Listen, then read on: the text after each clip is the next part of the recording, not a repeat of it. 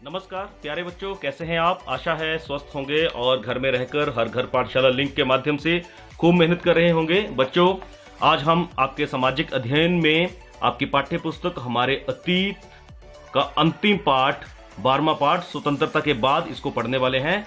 इससे पहले कि हम इस पाठ को शुरू करें, मैं जल्दी से रिवाइज करूंगा कि आपने पिछले 11वें पाठ में क्या क्या पढ़ा। आपका 11वां पाठ था राष्ट्रीय आंदोलन का संगठन 1870 के दशक से 1947 तक। 1947 तक क्यों? क्योंकि 15 अगस्त 1947 को भारत आजाद हो गया था, परंतु ये आजादी बड़ी आसानी से नहीं मिली। इसके लिए अनेक स्वतंत्रता सेनानियों को अपने जान से हाथ गंवाने पड़े, बहुत संघर्ष किया, बड़ी यातनाएं सही। सारे देशवासियों ने संगठित होकर आंदोलन किए, तब जाकर ये स्वतंत्रता हमें मिली। तो आपने पिछले पाठ में कुछ स्वतंत्रता सेनानियों के बारे में बड़े विस्तार से पढ़ा। आपने बाल गंगाधर तिलक जी के बारे में पढ़ा, जिनका बड़ा ही प्रसिद्ध वाक्य एक विचार है जो पूरे देश के लिए प्रेरणादायी बना कि स्वतंत्रता मेरा जन्मसिद्ध अधिकार है और इसे मैं लेकर रहूंगा। उनके बारे में आपने पिछले पाठ में पढ़ा। इसके साथ साथ आपने लाला लाजपत राय जी के बारे में पढ़ा, जिन्होंने स्वदेशी आंदोलन के लिए अपनी जान तक भी गंवाई और अंग्रेजों के विरुद्ध लोगों को संगठित करने में बहुत बड़ी भूमिका निभाई। आपने महात्मा गांधी जी के बारे में विस्तार में पढ़ा कि कब महात्मा गांधी जी 1915 में दक्षिण अफ्रीका से लौटे थे और यहाँ किस तरह उन्होंने जब माहौल को देखा तो पूरे स्वतंत्रता आंदोलन के वो सबसे अग्रणी नेता बनकर उभरे। उन्होंने सत्य और अहिंसा नामक दो हथियारों के माध्यम से ही सभी लोगों को संगठित भी किया और अंग्रेजों के विरुद्ध आंदोलन चलाकर उन्हें भारत छोड़ने पर मजबूर भी कर दिया। इसी दौरान आपने रॉलेट सत्याग्रह के बारे में पढ़ा, जो अंग्रेजों का एक बड़ा ही दमनकारी कानून था। उसके विरुद्ध किस तरह से लोगों ने आंदोलन किए, अपना आक्रोश प्रकट किया। खिलाफत आंदोलन, असहयोग आंदोलन, इनके बारे में भी आपने विस्तार से पढ़ा। इसके साथ साथ आपने भगत सिंह, सरदार भगत सिंह जी के बारे में पढ़ा, जिन्होंने ब्रिटिश संसद में बम धमाका किया था, परंतु वहां से भागे नहीं थे, खुद अपनी गिरफ्तारी दी और इंकलाब जिंदाबाद का नारा दिया। और उन्होंने कहा था कि बहरे कानों को सुनाने के लिए धमाके की आवश्यकता होती है। तो उनके बारे में भी आपने विस्तार से पढ़ा।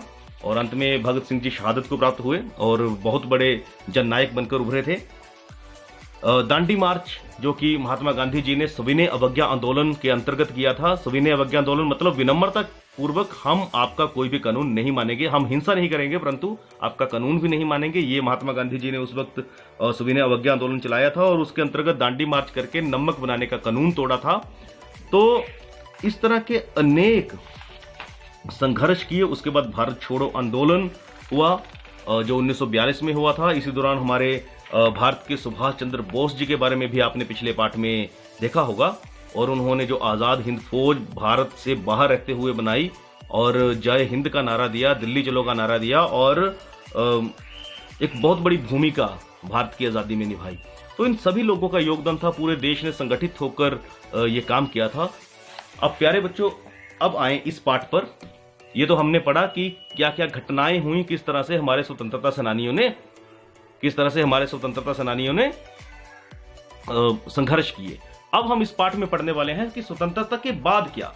अब बच्चों, भारत नया नया आजाद हुआ था तो एक नई समस्या जो भारत के सामने आने वाली थी वो क्या थी?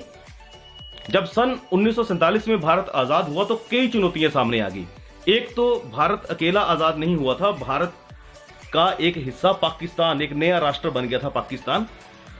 तो दो राष्ट्र बन गए थे। तो पाकिस्तान से कुछ लोग भारत आ रहे थे, भारत से कुछ लोग पाकिस्तान जा रहे थे। तो भारत में 80 लाख शरणार्थी पाकिस्तान से आ गए थे। उनके रहने का इंतजाम करना, रोजगार देना, इसके बाद रियासतों की समस्या थी। भारत छोटी छोटी रियासतों में बटा हुआ देश था, जिसमें 500 रियासतें राजाओं व नवाबों के शासन में थी।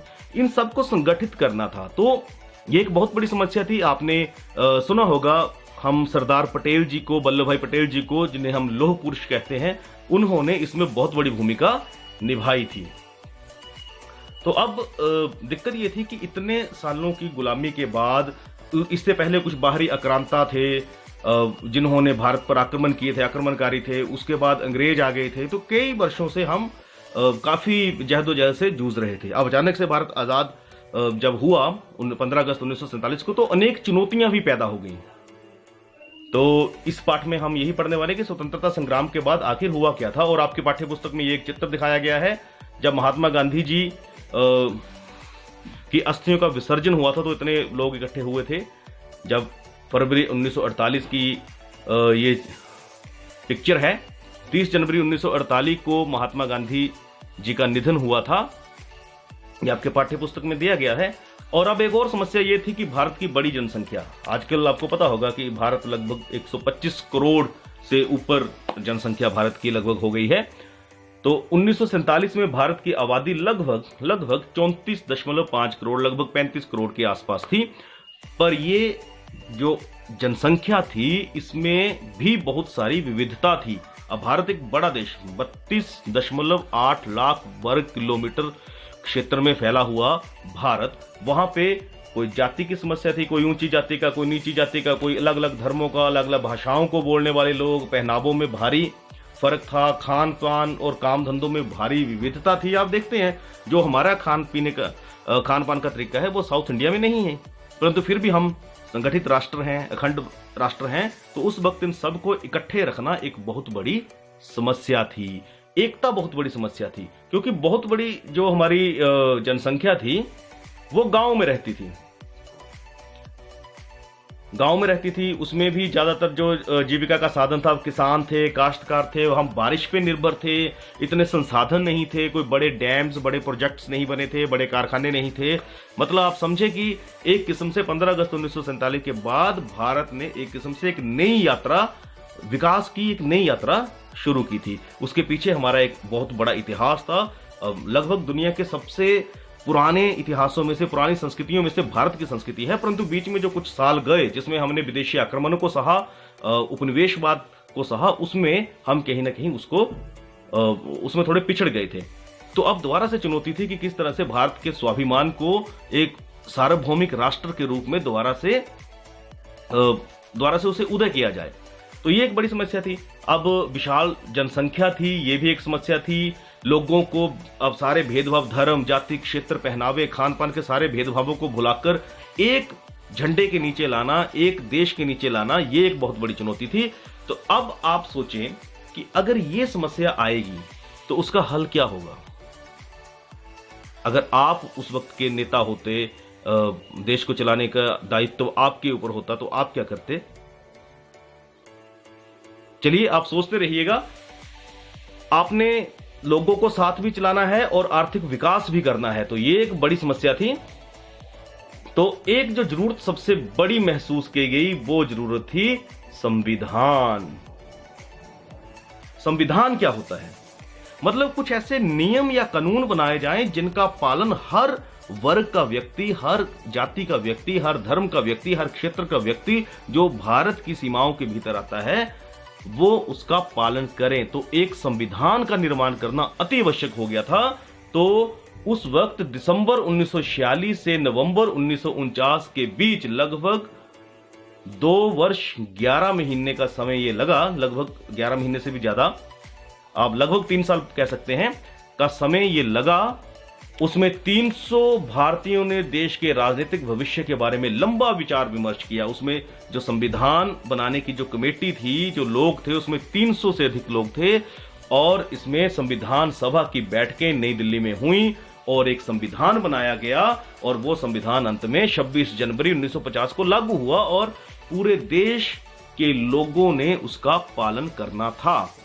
अब संविधान क्या है ये हम समझ गए। और हम 26 जनवरी को हर वर्ष गणतंत्र दिवस मनाते हैं, क्योंकि इस दिन 26 जनवरी 1950 को हमारे देश में संविधान लागू हुआ था।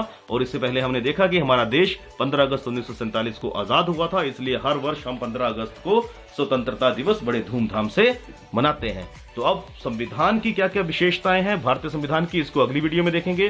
तब तक के लिए अपनी बुक में भी इस पाठ को पढ़ें, कार्यपत्रक को जरूर हल करें। जय हिंद, जय भारत, जय हिमाचल।